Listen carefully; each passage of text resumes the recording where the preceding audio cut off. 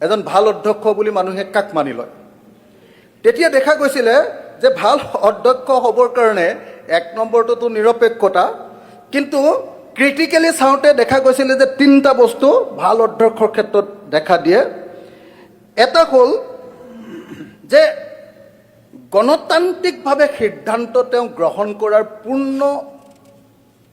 তেওঁৰ ক্ষমতা থাকে নে নাথাকে এখন গুৰুত্বপূৰ্ণ বিল খুব গুৰুত্বপূৰ্ণ কিন্তু চৰকাৰী পক্ষই বিচাৰে যে সেইখন বিতৰ্ক নোহোৱাকৈ পাছ হৈ যাব লাগে আৰু চৰকাৰী পক্ষই পাৰেই যে তেওঁলোকৰ বহুত সংখ্যাগৰিষ্ঠতা আছে আপোনাক আন্তৰিকভাৱে আজি অধ্যক্ষৰ আসনখনত নিৰ্বাচিত হোৱাৰ কাৰণে আৰু আমি সকলোৱে সৰ্বসন্মতিক্ৰমে আপোনাৰ প্ৰতি এই আসনখন আগবঢ়াই দিয়াৰ কাৰণে আপোনাৰ প্ৰতি শুভেচ্ছা শ্ৰদ্ধা আৰু অভিনন্দন জ্ঞাপন কৰিছোঁ আমি যেটো বিৰোধী পক্ষ ডেফিনেটলি আমাৰ লগতে আপোনাৰ বিনানুবাদ আটাইতকৈ বেছি মানে তৰ্ক বিতৰ্ক বা সংঘাতৰ প্ৰশ্নটো আহি পৰে বিৰোধী পক্ষৰ লগতে গতিকে মই প্ৰথমতে এটা কথা কৈ ল'ব খোজো যে আপোনাৰ প্ৰতি বিশেষভাৱে মোৰ নিজৰ বিশেষ ধৰণৰ শ্ৰদ্ধা আছে ভাল ভাৱ আছে এজন সাধাৰণ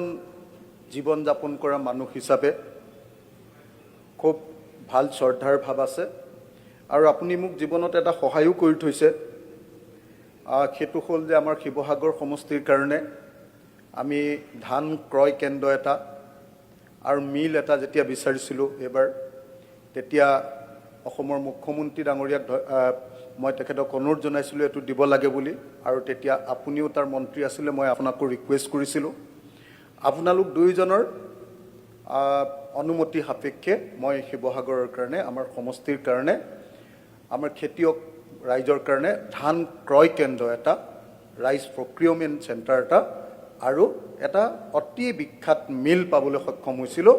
যেটো সাগে গোটেই কোঅপাৰেটিভ ডিপাৰ্টমেণ্টৰ ভিতৰত আটাইতকৈ ভাল মিল ৰূপে এতিয়ালৈকে প্ৰতিষ্ঠিত হৈ আছে এতিয়া আমি যেহেতু বিৰোধী পক্ষ গতিকে বিৰোধী পক্ষ হিচাপে ডেফিনেটলি আমি আপোনাৰ পৰা কেইটামান বস্তু বিচাৰিম আমি বিচৰা বস্তুটোৱে হ'ল ডেফিনেটলি নিৰপেক্ষতা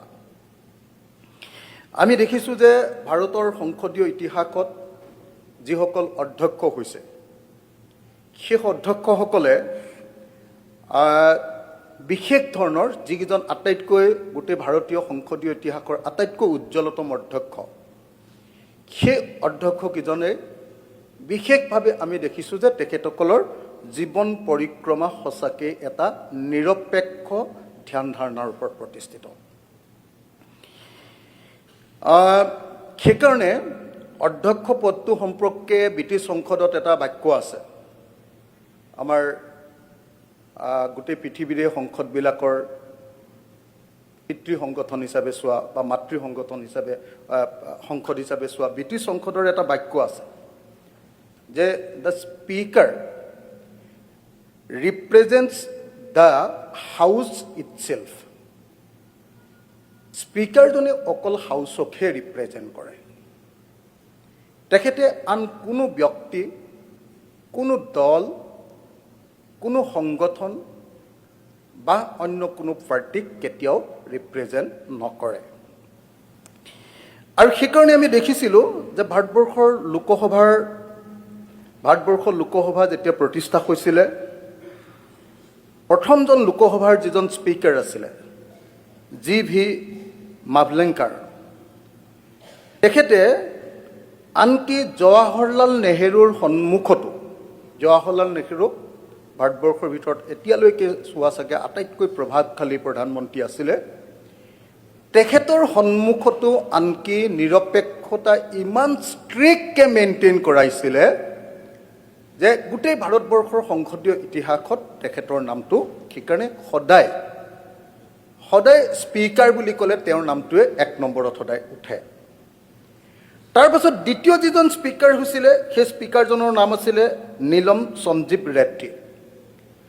নীলম সঞ্জীৱ ৰেড্ডীয়ে 1967ত যেতিয়া স্পীকাৰ নিৰ্বাচিত হৈছিলে তেখেতে লগে লগে তেওঁৰ নিজৰ ৰাজনৈতিক দলটো কংগ্ৰেছৰ পৰা পদত্যাগ কৰিছিলে আৰু তেওঁ ঘোষণা কৰিছিলে যে সকলো অধ্যক্ষই নিজৰ দলটোৰ পৰা পদত্যাগ কৰা উচিত। আৰু সেইকাৰণে আমি দেখিছিলোঁ যে ভাৰতবৰ্ষত এটা সংসদীয় পৰম্পৰাত এটা নিৰপেক্ষ, এটা বস্তুনিষ্ঠ ডিবেট সেইবিলাক সংসদত উত্থাপন কৰিবলৈ সুযোগ লাভ কৰিছিলে বিৰোধীসকলেও, যিটোৱে গণতন্ত্ৰ সঁচাসঁচিকৈ শক্তিশালী কৰিছিলে। আমাৰ অসমৰ যিখন আপোনাৰ বিধানসভা আছিলে, বিধানসভা মানে অসম ষ্টেট হোৱাৰ আগতে অসম যেতিয়া প্ৰভিন্স আছিলে, অসম প্ৰভিন্স হোৱাৰ সময়খিনিত আচলতে অধ্যক্ষ হোৱাৰ কামটো আটাইতকৈ টান কাম আছিল। তাৰ কাৰণটো আছিলে যে এহাতেদি গোটেই অসমৰ ভাৰতৰ স্বাধীনতা সংগ্ৰামৰ নেতৃত্ব লৈছিলে কংগ্ৰেছে, কিন্তু চৰকাৰ কৰিছিলে মুছলিম লীগে। গতিকে সেই পৰিস্থিতিত মানে বাবু বসন্ত কুমাৰ দাস তেখেতে মানে বিধানসভা মানে সেই সময়ত প্ৰভিন্স বুলি কৈছিলে, প্ৰভিন্স চলাবৰ কাৰণে ইমান অসুবিধাজনক পৰিস্থিতিত পৰিছিলে 1937ৰ পৰা। কিন্তু এতিয়াও আনকি মানে য'ত ছাদুল্লাহ আছিলে, য'ত আমাৰ কি কয় পিছত যে বাংলাদেশলৈ গুচি গৈছিলে, কি নাম আমাৰ কৃষক নেতাজন বাংলাদেশলৈ গুচি গৈছিলে, ভাসানী আছিলে, য'ত আমাৰ ভাৰতৰ স্বাধীনতা সংগ্ৰামৰ নেতৃবৰ্গ গোপীনাথ বৰদলৈহঁতৰ লগত সাংঘাতিক ধৰণৰ বিতৰ্কৰ সৃষ্টি হৈছিলে। তাতো আমি দেখিছিলোঁ যে বাবু বসন্ত কুমাৰ দাস, দেৱেশ্বৰ শৰ্মা আৰু লক্ষেশ্বৰ বৰুৱা এই তিনিজনে 1937 to 46লৈকে এই সময়খিনিত সাংঘাতিক ধৰণৰ এটা নিৰপেক্ষ ভূমিকা পালন কৰিছিলে। এতিয়া এজন অধ্যক্ষ, মই আপোনাৰ আজি যেতিয়া আহিছিলোঁ তেতিয়া মই চাই আছিলোঁ, বিভিন্ন এছেবিলাক পঢ়ি আছিলোঁ যে এজন ভাল অধ্যক্ষক কাক কয়, এজন ভাল অধ্যক্ষ বুলি মানুহে কাক মানি লয়। তেতিয়া দেখা গৈছিলে যে ভাল অধ্যক্ষ হ'বৰ কাৰণে এক নম্বৰটোতো নিৰপেক্ষতা, কিন্তু ক্ৰিটিকেলি চাওঁতে দেখা গৈছিলে যে তিনিটা বস্তু ভাল অধ্যক্ষৰ ক্ষেত্ৰত দেখা দিয়ে। এটা হ'ল যে গণতান্ত্ৰিকভাৱে সিদ্ধান্ত তেওঁ গ্ৰহণ কৰাৰ পূৰ্ণ তেওঁৰ ক্ষমতা থাকে নে নাথাকে। এখন গুৰুত্বপূৰ্ণ বিল, খুব গুৰুত্বপূৰ্ণ, কিন্তু চৰকাৰী পক্ষই বিচাৰে যে সেইখন বিতৰ্ক নোহোৱাকৈ পাছ হৈ যাব লাগে, আৰু চৰপক্ষ পক্ষই পাৰেই যে তেওঁলোকৰ বহুত সংখ্যাগৰিষ্ঠতা আছে, কিন্তু অধ্যক্ষজনে সেইটোক হ'বলৈ নিদি সেই বিধেয়কখনৰ ওপৰত, প্ৰত্যেকখন বিধেয়কৰ ওপৰত, গুৰুত্বপূৰ্ণ বিধেয়কৰ ওপৰত বিতৰ্ক কৰিবলৈ সুযোগ প্ৰদান কৰে। সেইজনক নাম্বাৰ 1 ভাল অধ্যক্ষ বুলি বিভিন্ন ধৰণৰ এছেবিলাকত কোৱা মই দেখিবলৈ পাইছোঁ। 2 নম্বৰ, যিকোনো বিধেয়ক সংসদত গ্ৰহণ কৰোঁতে বা বিধানসভাত গ্ৰহণ কৰোঁতে ভইচ ভোটত পাছ কৰাই দিলে নে একচুৱেলি আমাৰ ইয়াৰ যিটো ভোট বুলি কয়, কি বুলি কয় এইটো, ডিভিজনলৈ পঠিয়ালে, এইটো এটা এজন অধ্যক্ষৰ ভাল নে বেয়া, কিমান ভাল তাক লক্ষ্য কৰাৰ কাৰণে এইটো এটা অত্যন্ত গুৰুত্বপূৰ্ণ মাপকাঠি। সাধাৰণতে চৰকাৰী পক্ষই বিচাৰে যে নাই ভইচ ভোটতে পাৰ হৈ গুচি যাওক। আৰু তৃতীয় যিটো বস্তু মাপকাঠি ৰূপে চোৱা হয় ভাল অধ্যক্ষৰ, সেইটো হ'ল দল ত্যাগ বিৰোধী আইনখন প্ৰয়োগ কৰোঁতে কিমান দেৰি কৰি কৰি কৰি মানুহখিনিক বচাই দিলে নে একচুৱেলি সঠিক সময়ত সঠিক সিদ্ধান্ত লৈ কামটো কৰি পেলালে। এই তিনিটা মাইলষ্টন হিচাপে ভাৰতবৰ্ষৰ সংসদীয় ইতিহাসত এজন সংসদীয় ভাল অধ্যক্ষ হয় নে নহয় সেইটো প্ৰমাণিত কৰা যায়। গতিকে 4টা বস্তু, এটা হ'ল দল নিৰপেক্ষতা, অৰ্থাৎ সঁচাসঁচি এজন অভিভাৱক হিচাপে সকলোকে সমান অধিকাৰ প্ৰদান কৰা, বিৰোধী পক্ষ আৰু শাসক পক্ষ, আৰু বাকী 3টা এইকেইটাই হ'ল এজন ভাল অধ্যক্ষৰ লক্ষণ আৰু মই আশা কৰিম আপুনি অসমৰ সংসদীয় ইতিহাসত এজন প্ৰকৃত ভাল অধ্যক্ষ হিচাপে কাৰ্যনিৰ্বাহ কৰিব, সদনখন আগবঢ়াই লৈ যাব আৰু আপোনাৰ এই কামৰ জৰিয়তে অসমৰ গণতান্ত্ৰিক ব্যৱস্থাটোক অধিক শক্তিশালী কৰিব।